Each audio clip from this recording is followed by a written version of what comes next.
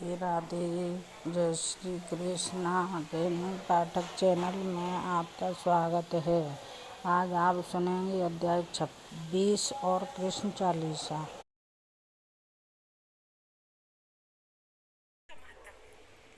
हम सब श्री लक्ष्मी, देवी सरस्वती, माता पार्वती, भगवान गणेश, कार्तिकेय जी, महादेव जी, ब्रह्मा, अग्नि, इंद्र आदि देवताओं तथा भगवान वासुदेव को नमस्कार करते हैं। नैमिषारण्य की बात है, शौनक आदि ऋषि यज्ञों द्वारा भगवान विष्णु का यजन कर रहे थे। उस समय वहाँ तीर्थ यात्रा के प्रसंग से श्री सूत जी महाराज पधारे। महर्षियों ने उनका स्वागत सत्कार करके कहा, ऋषि बोले, सूत जी, आप हमारी पूजा स्वीकार करके हमें वह सार से भी सारभूत तत्व बताने की कृपा करें, जिसके जान लेने मात्र से सर्वज्ञता प्राप्त होती है। श्री सूत जी ने कहा, ऋषियों, भगवान विष्णु ही सार से भी सार तत्व है। वे सृष्टि और पालन आदि के कर्ता और सर्वत्र व्यापक है। वह विष्णु स्वरूप ब्रह्म मैं ही हूँ, इस प्रकार उन्हें जान लेने पर सर्वज्ञता प्राप्त हो जाती है। हे ऋषियों, एक समय की बात है, मैं शुकदेव जी तथा पैल आदि ऋषि बद्रिकाश्रम को गए और वहाँ व्यास जी को नमस्कार करके हमने प्रश्न किया। तब उन्होंने हमें सार तत्व का उपदेश देना आरंभ किया। व्यास जी बोले, हे सूत, तुम शुक आदि के साथ सुनो। एक समय मुनियों के साथ मैंने ब्रह्म ऋषि वशिष्ठ जी से सारभूत परात्पर ब्रह्म के विषय में पूछा था। उस समय उन्होंने मुझे जैसा उपदेश दिया था वही मैं तुम्हें बतला रहा हूँ। वशिष्ठ जी ने कहा, व्यास जी, सर्वांतर्यामी ब्रह्म के दो स्वरूप है, मैं उन्हें बताता हूँ, सुनो। पूर्व काल में ऋषि मुनि तथा देवताओं सहित मुझसे अग्निदेव ने इस विषय में जैसा जो कुछ भी कहा था वही मैं तुम्हें बता रहा हूँ। अग्नि पुराण सर्वोत्कृष्ट है। इसका एक एक अक्षर ब्रह्म विद्या है, अतएव यह पर ब्रह्म रूप है। ऋग्वेद आदि संपूर्ण वेद शास्त्र अपर ब्रह्म है। पर ब्रह्म स्वरूप अग्नि पुराण संपूर्ण देवताओं के लिए परम सुखद है। अग्निदेव द्वारा जिसका कथन हुआ है वह आग्नेय पुराण वेदों के समान सर्वमान्य है। ये पवित्र पुराण अपने पाठकों और श्रोताजनों को भोग तथा मोक्ष प्रदान करने वाला है। भगवान विष्णु ही कालाग्नि रूप से विराजमान है। वे ही ज्योतिर्मय परात्पर परब्रह्म है। ज्ञान योग तथा कर्म योग द्वारा उन्हीं का पूजन होता है। एक दिन उन विष्णु स्वरूप अग्निदेव से मुनियों सहित मैंने इस प्रकार प्रश्न किया। वशिष्ठ जी ने पूछा, हे अग्निदेव, संसार सागर से पार लगाने के लिए नौका रूप परमेश्वर ब्रह्म के स्वरूप का वर्णन कीजिए और संपूर्ण विद्याओं के सारभूत उस विद्या का उपदेश दीजिए जिसे जानकर मनुष्य सर्वज्ञ हो जाता है। तब अग्निदेव बोले, वशिष्ठ, मैं ही विष्णु हूँ, मैं ही कालाग्नि रुद्र कहलाता हूँ। मैं तुम्हें संपूर्ण विद्याओं की सारभूता विद्या का उपदेश देता हूँ, जिसे अग्नि पुराण कहते हैं। वही सब विद्याओं का सार है, वह ब्रह्म स्वरूप है। सर्वमय और सर्व कारणभूत ब्रह्म उससे भिन्न नहीं है। उसमें सर्ग, प्रतिसर्ग, वंश, मनवंतर, वंशानुचरित आदि का तथा मात्स्य, कूर्म आदि रूप धारण करने वाले भगवान का वर्णन है। ब्रह्मन भगवान विष्णु की स्वरूप भूता दो विद्याएं हैं, एक परा और दूसरी अपरा। ऋग, यजुः, साम और अथर्व नामक वेद, वेद के छहों अंग शिक्षा, कल्प, व्याकरण, निरुक्त, ज्योतिष और छंद शास्त्र तथा मीमांसा, धर्मशास्त्र, पुराण, न्याय, वैद्य जिसमें आयुर्वेद, गांधर्व वेद जिसमें संगीत, धनुर्वेद और अर्थशास्त्र, ये सब अपरा विद्या है। और परा विद्या वो है जिससे उस अदृश्य, अग्राह्य, गोत्र रहित, चरण रहित, नित्य अविनाशी ब्रह्म का बोध हो। इस अग्नि पुराण को परा विद्या समझो।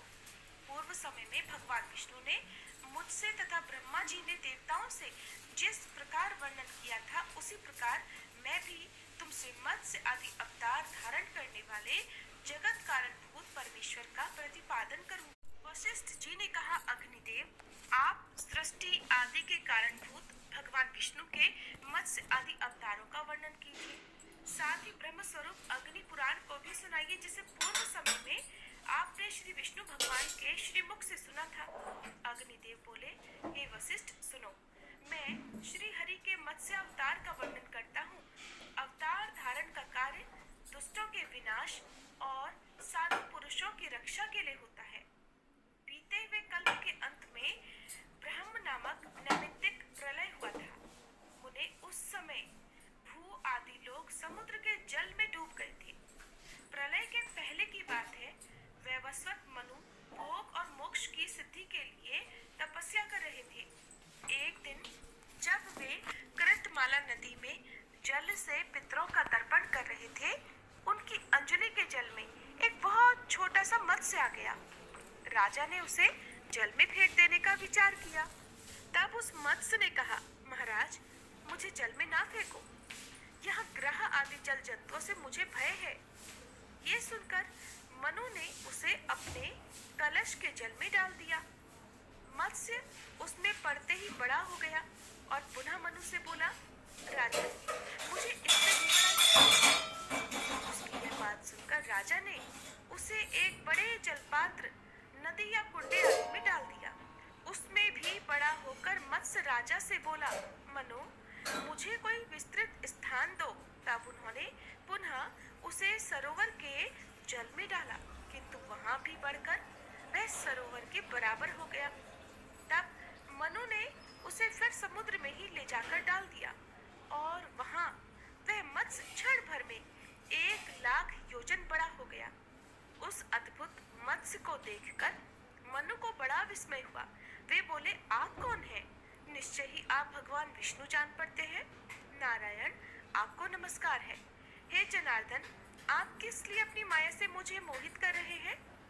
मनु के ऐसा कहने पर सबके पालन में संलग्न रहने वाले मत्स्य रूपी भगवान उनसे बोले, राजन, मैं दुष्टों का नाश और जगत की रक्षा करने के लिए अवतीर्ण हुआ हूँ।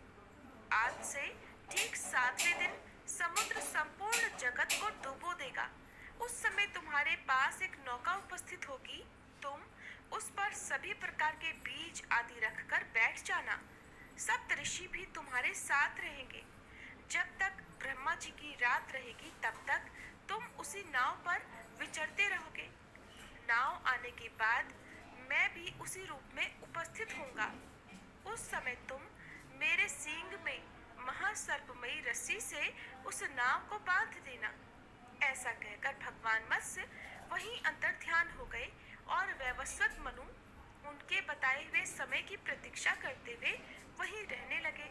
और फिर जब नियत समय पर समुद्र अपनी सीमा लांघ कर बढ़ने लगा, तब वे पूर्वोक्त नौका पर बैठ गए। उसी समय एक सींग धारण करने वाले सुवर्णमय मत्स्य भगवान का प्रादुर्भाव हुआ। उनका विशाल शरीर 10,00,000 योजन लंबा था। उनके सींग में नाव बांधकर राजा ने उनसे मत्स्य नामक पुराण का श्रवण किया, जो सब पापों का नाश करने वाला है। मनु भगवान मत्स्य की नाना प्रकार के स्तोत्रों द्वारा स्तुति भी कर रहे थे। प्रलय के अंत में ब्रह्मा जी से वेद को हर लेने वाले हयग्रीव नामक दानव का वध करके भगवान ने वेद मंत्र आदि की रक्षा की। इसके पश्चात वराह कल्प आने पर श्री हरि ने कच्छप रूप धारण किया। अग्निदेव कहते हैं, वशिष्ठ, अब मैं कूर्मा अवतार का वर्णन करूंगा। ये सुनने पर सभी पापों का नाश हो जाता है। पूर्व समय की बात है। देवासुर संग्राम में दैत्यों ने देवताओं को परास्त कर दिया और वे दुर्वासा के शाप से भी लक्ष्मी से रहित हो गए थे। तब संपूर्ण देवता क्षीर सागर में शयन करने वाले भगवान विष्णु के पास जाकर बोले, भगवान, आप देवताओं की रक्षा कीजिए। ये सुनकर श्री हरि ने ब्रह्मादि देवताओं से कहा, देवगण, तुम लोग क्षीर समुद्र को मथने, अमृत प्राप्त करने और लक्ष्मी जी को पाने के लिए असुरों से संधि कर लो। कोई बड़ा काम या भारी प्रयोजन आ पड़ने पर शत्रुओं से भी संधि कर लेनी चाहिए। मैं तुम लोगों को अमृत का भागी बनाऊंगा और दैत्यों को उससे वंचित रखूंगा। फिर मंदराचल को मथानी और वासुकी नाग को नेति बनाकर आलस्य रहित होकर मेरी सहायता से तुम लोग क्षीर सागर का मंथन करो। भगवान विष्णु देवता दैत्यों के साथ संधि करके क्षीर समुद्र पर आए। फिर तो उन्होंने एक साथ मिलकर समुद्र मंथन आरंभ किया। जिस ओर वासुकी नाग की पूंछ थी उसी ओर देवता खड़े थे। दानव वासुकी नाग के निश्वास से क्षीण हो रहे थे और देवताओं को भगवान अपनी कृपा दृष्टि से परिपुष्ट कर रहे थे।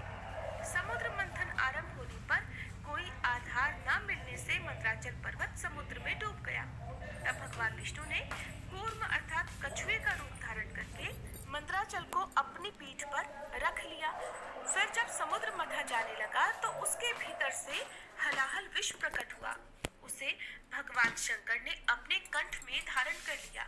इससे उनके कंठ में काला दाग पड़ जाने के कारण वे नीलकंठ नाम से प्रसिद्ध हुए।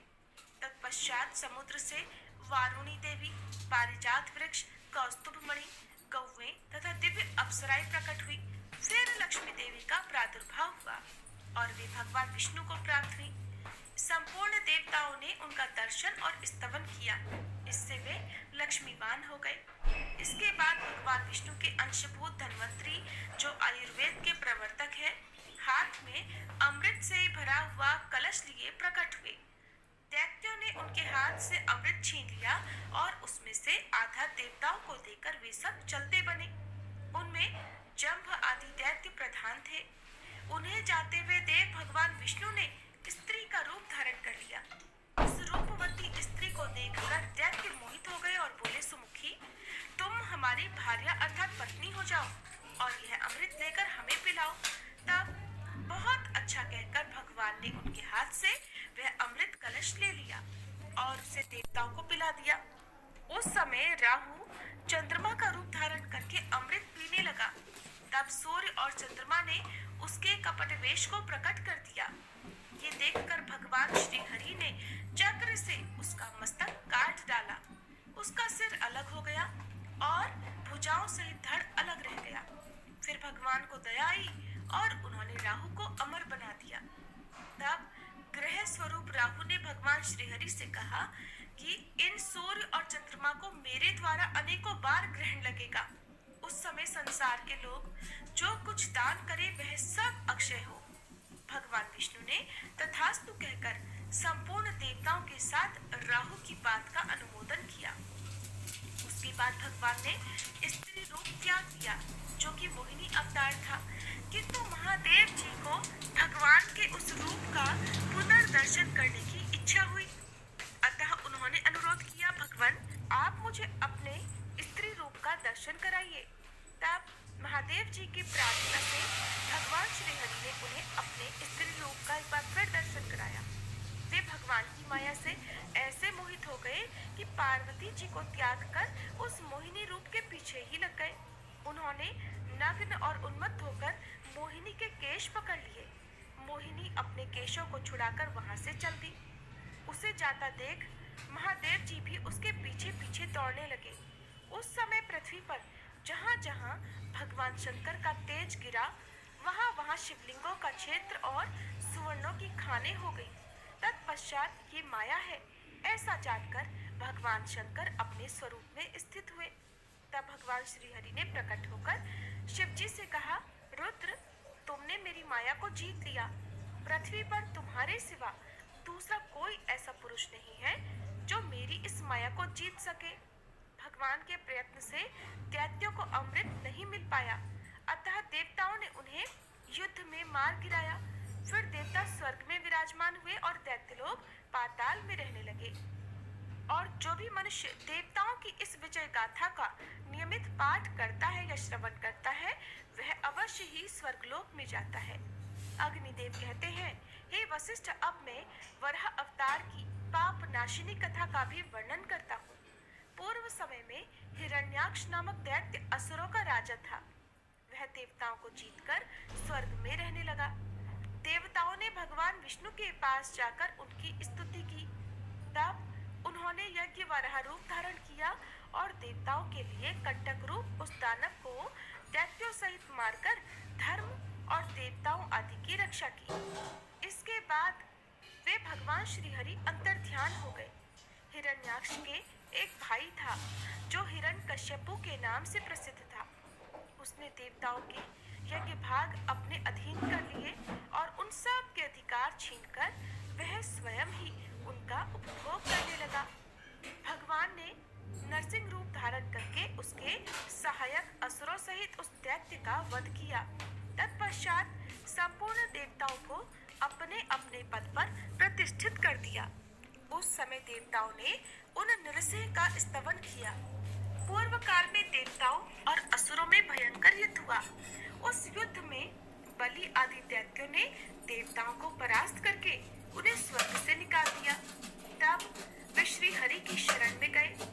भगवान ने उन्हें अभयदान दिया और कश्यप तथा अदिति की स्तुति से प्रसन्न होकर वे अदिति के गर्भ से वामन रूप में प्रकट हुए। उस समय दैत्यराज बलि गंगा द्वार में यज्ञ कर रहे थे। भगवान उनके यज्ञ में गए और वहां यजमान की स्तुति का गान करने लगे।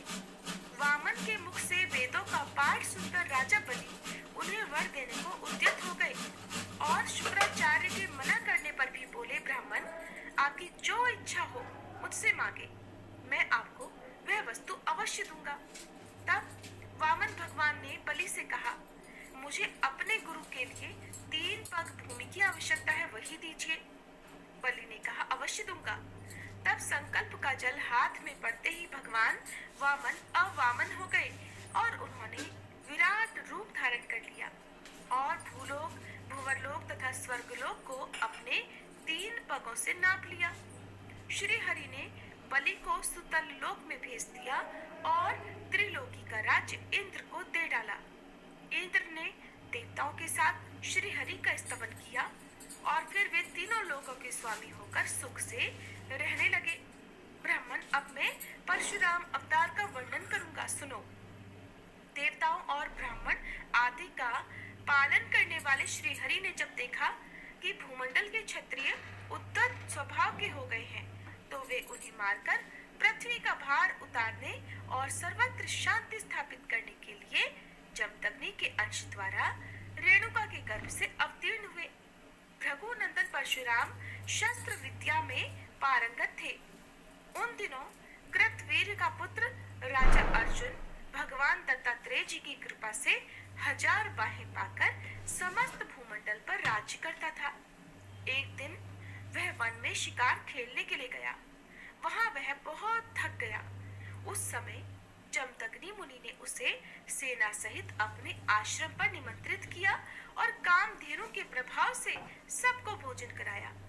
राजा ने मुनि से कामधेनु को अपने लिए मांगा, किंतु उन्होंने देने से इनकार कर दिया। तब उन्होंने बलपूर्वक उस धेनु को छीन लिया। ये समाचार पाकर परशुराम जी ने हैहपुरी में जाकर उसके साथ युद्ध किया और अपने फरसे से उसका मस्तक काटकर रणभूमि में उसे मार गिराया। फिर वे कामधेनु को साथ लेकर अपने आश्रम पर लौट आए। एक दिन परशुराम जी जब वन में गए हुए थे, कृतवीर के पुत्रों ने आकर अपने पिता के वैर का बदला लेने के लिए जमदग्नि मुनि को मार डाला। जब परशुराम जी लौट कर आए तो पिता को मारा गया देखकर उनके मन में बड़ा क्रोध हुआ। उन्होंने 21 बार समस्त भूमंडल के क्षत्रियों का संहार किया। फिर कुरुक्षेत्र में 5 कुंड बनाकर वहां उन्होंने अपने पितरों का तर्पण किया और सारी पृथ्वी कश्यप मुनि को दान देकर वे महेंद्र पर्वत पर रहने लगे। इस प्रकार कूर्म, वराह, नृसिंह, वामन तथा परशुराम अवतार की कथा सुनकर मनुष्य स्वर्गलोक में जाता है। हरे कृष्ण। आज के अध्याय में बस इतना ही। अब सुनिए श्री कृष्ण चालीसा पाठ। बंशी शोभित कर मधुर नील जलद तन श्याम, अरुण अधर जनु बिंबाफल नयन कमल अभिराम, पूर्ण इंद्र अरविंद मुख पीतांबर शुभ साज, जय मनमोहन मदन छवि कृष्ण चंद्र महाराज, जय यदुनंदन जय जगवंदन, जय वसुदेव देवकी नंदन, जय यशोदासुत नंद दुलारे, जय प्रभु भक्तन के धृगतारे, जय नट नागर नाग नथैया, कृष्ण कन्हैया धेनु चरैया, पुनि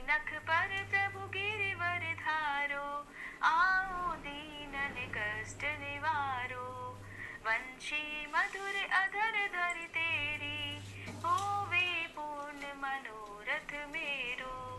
आओ हरि पुनि माखन चाखो, आज लाज भारत की राखो। गोल कपोल चिबुक अरुणारे, मृदु मुस्कान मोहिनी डारे। रंजित राजीव नयन विशाला, मोर मुकुट वैजंती माला। कुंडल श्रवण पीत पट आछे, कटी किंकड़ी काछन काछे। नील जलज सुंदर तन सोहे, छवि लखि सुर नर मुनि मन मोहे।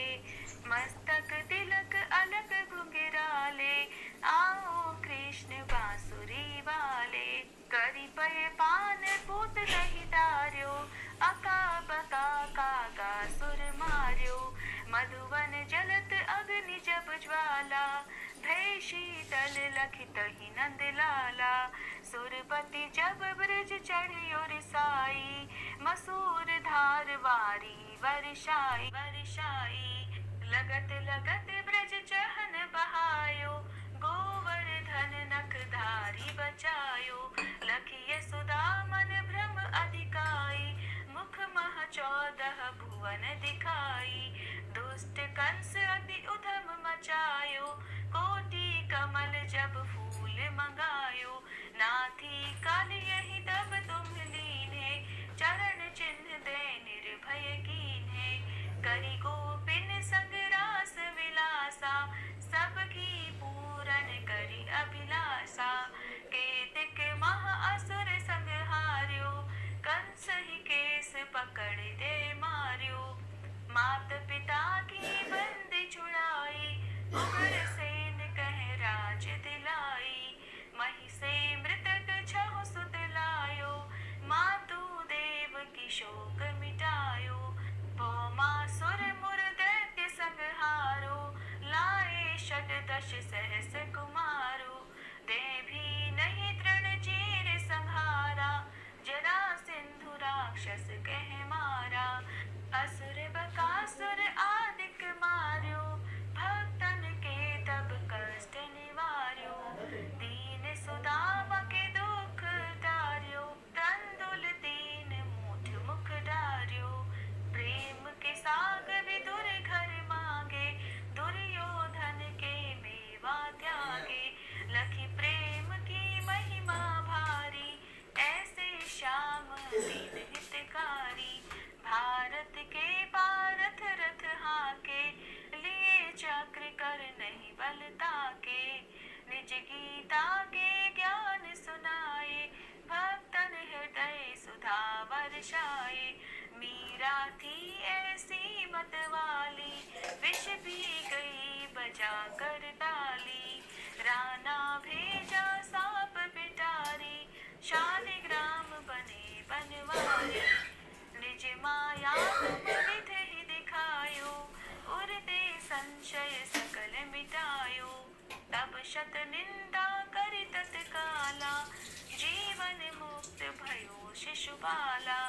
जब ही द्रौपदी टेर लगाई, दीनानाथ लाज अब जाई।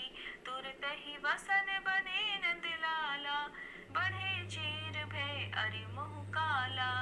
असनाथ के नाथ कन्हैया, डूबत भंवर बचावत नैया। सुंदर दास आस उरधारी, दया दृष्टि की जय बनवारी। नाथ सकल मम कुमति निवारो, क्षमहु बेगी अपराध हमारो।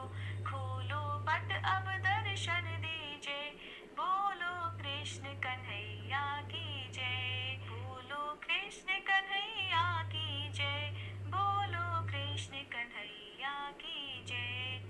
ये चालीसा कृष्ण का पाठ करे उरधारी, अष्ट सिद्धि नवनिधि फल लहे पदार्थ चारी। बोलो श्री कृष्ण भगवान की जय।